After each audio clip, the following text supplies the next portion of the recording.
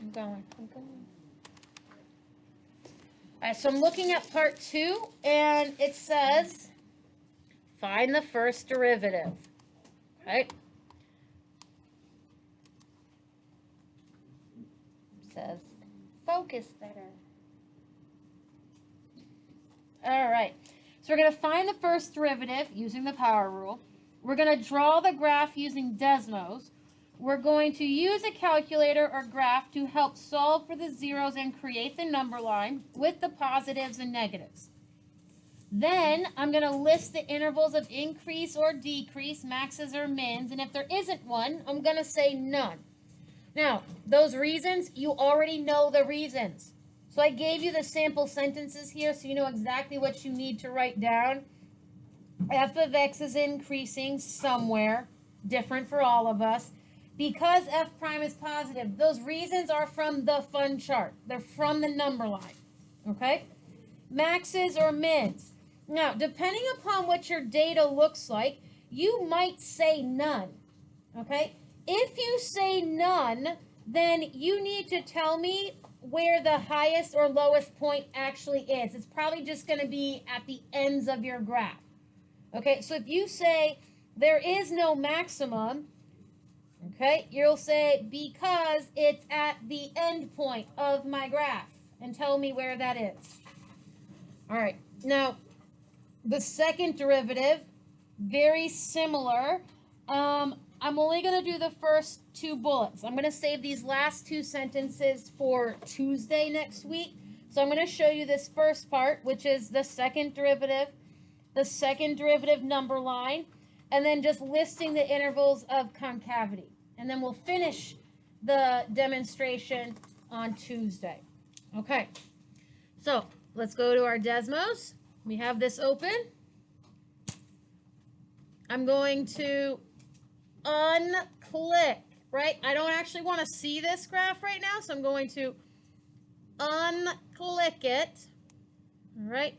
Now, as I get started, original, okay, I'm going to come up here, and I'm going to click this plus button, and I'm going to add a note so I can actually type original equation.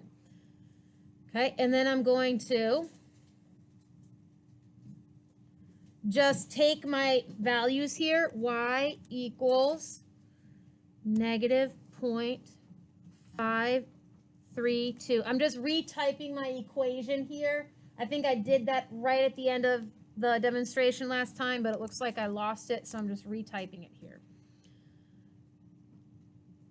Plus 5.369 x squared minus 0.305x plus 169.28.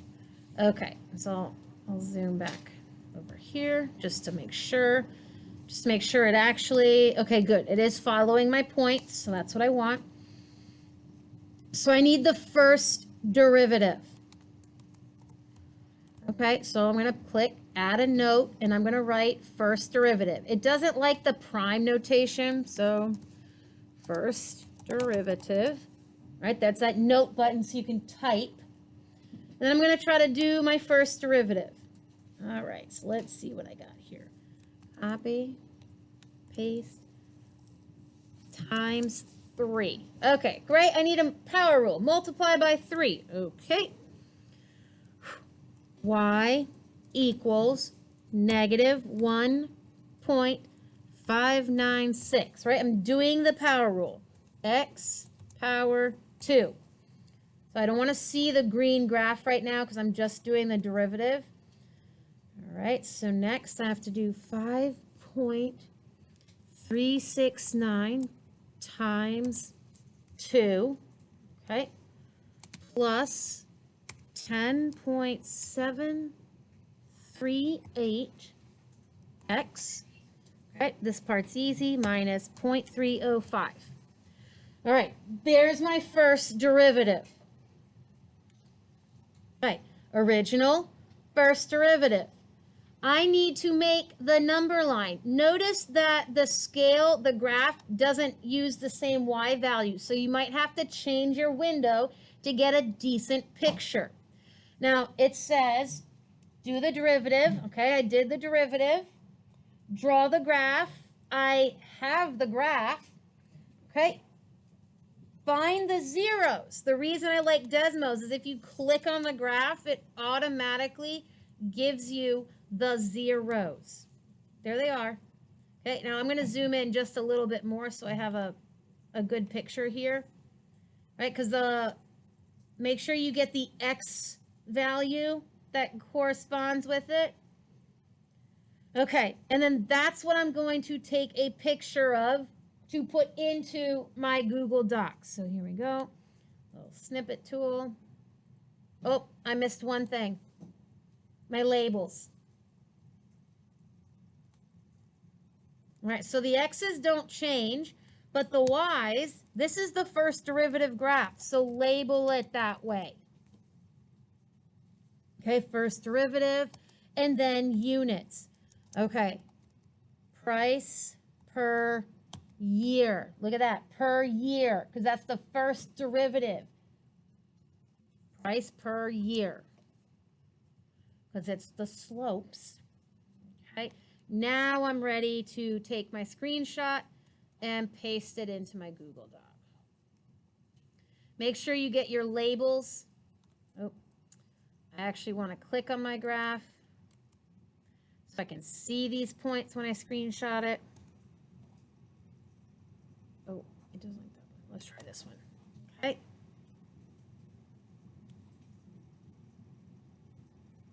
There we go. Copy.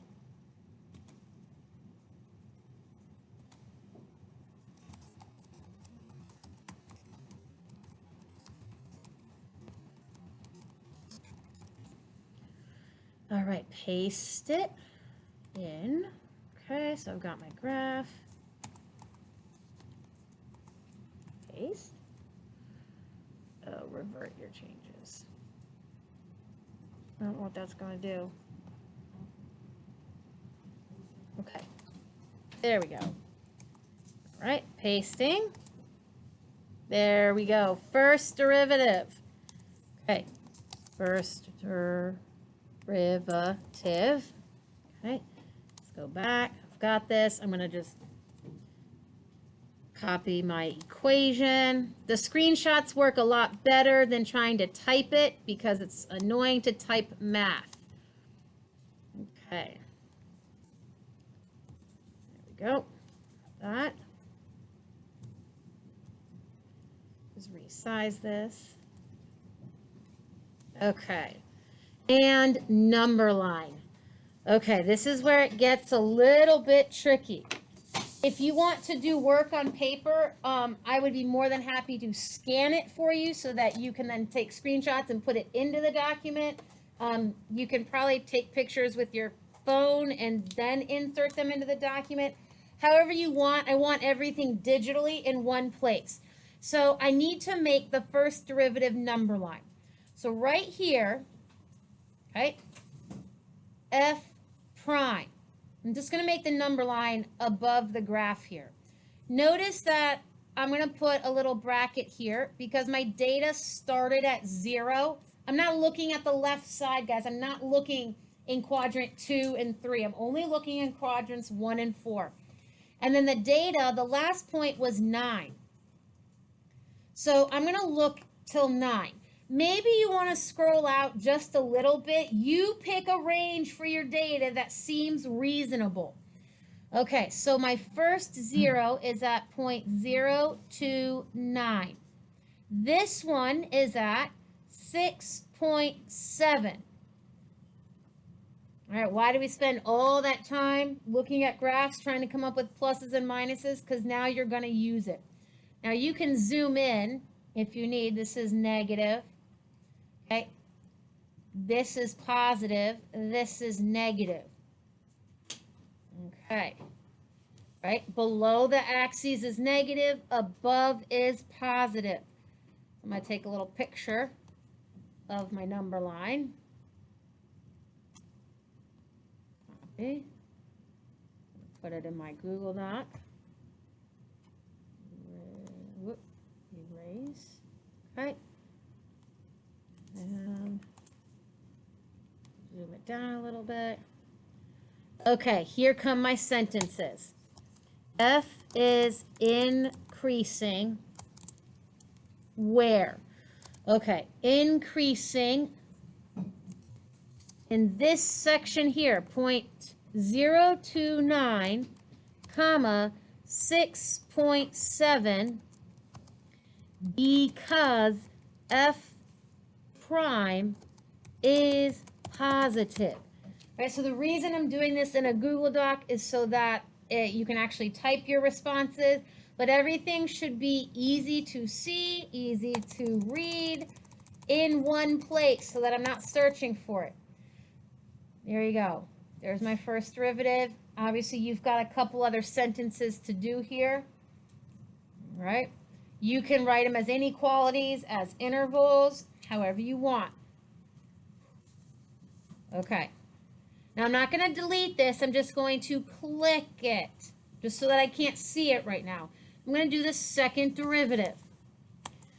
Okay, the second derivative. Multiply again. Negative 1.596 times 2. Okay, so we have y equals negative 3.192 x plus 10.738. Okay, there's my second derivative. You can change the view window if you need to, right? Depending upon your graphs, you might have to zoom in significantly to actually see your graph. So I'm going to click my wrench button again. Okay, wrench. And my x-axis doesn't change, but my y-axis title does. This is the second derivative. So I labeled it that. Now, this is not price per year. Every time you do the derivative, you divide by x. So this is price per year squared because you divided by the x twice. Okay, there we go. Looks reasonable. All you have to do to find the zeros is you click on your graph and the point automatically shows up. All right, so now let's see if I can't do my number line here. So the second derivative number line. Second derivative number line.